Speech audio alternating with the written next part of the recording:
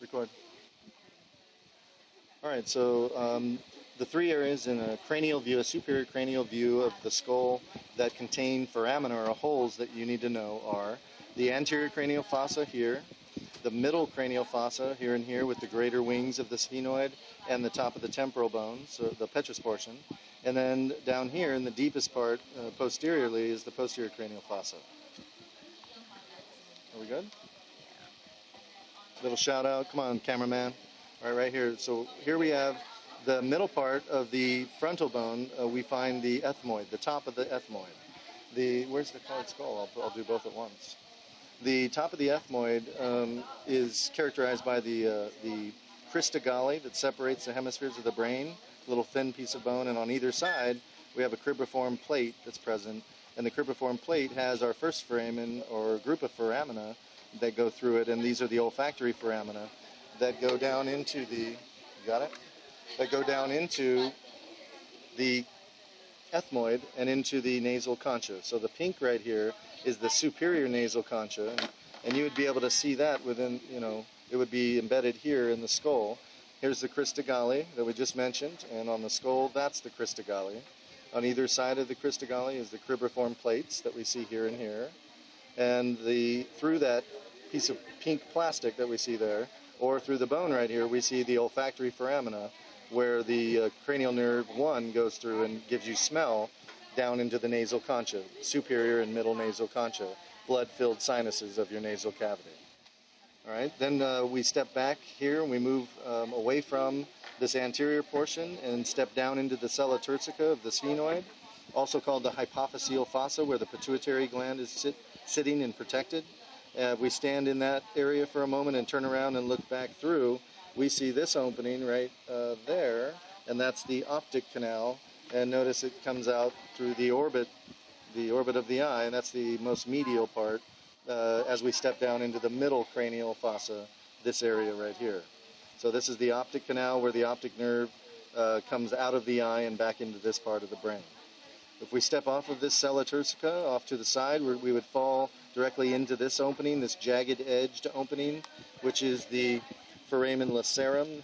That's the foramen lacerum. It's the entranceway for the carotid artery up into the brain.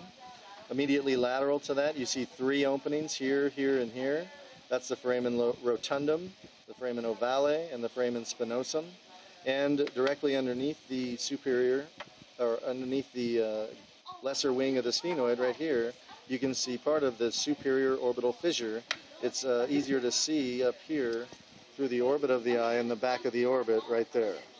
That's the superior orbital fissure. A lot of things go through that, innervating structures of the eye and muscles of the eye. Right, so as we review that, here's the sella turcica. Back behind me is the optic canals. If I step off of the side of the sella turcica, and where the pituitary is, I would find the foramen lacerum. Immediately lateral to the foramen lacerum is the foramen ovale. Above it is the foramen rotundum and superior orbital fissure up underneath the lesser wing. And below the ovale is, right here, would be the foramen spinosum. Then as I step off of this hardened bone, this petrous portion of the temporal bone, down towards the foramen magnum, I look back and I see this opening right here. That's the internal acoustic meatus, going in and having the nerve that is coming out of the inner ear, which would be for sound and equilibrium processing.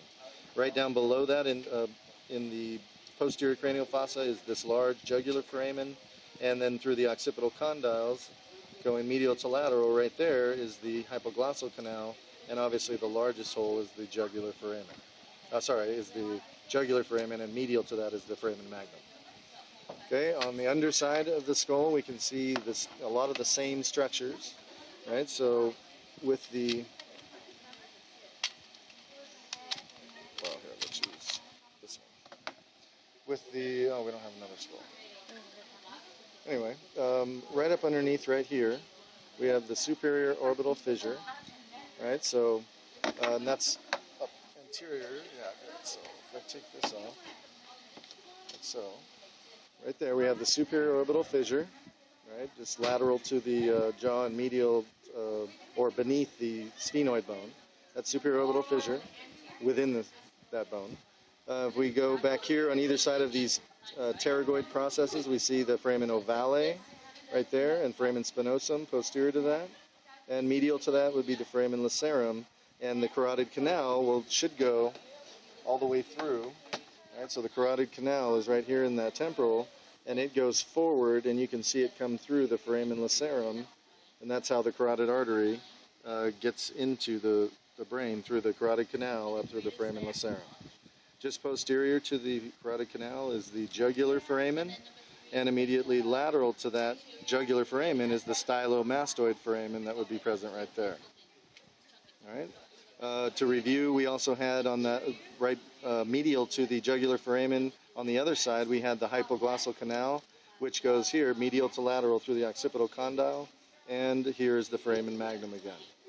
That's all the foramina and openings in the skull you need to know.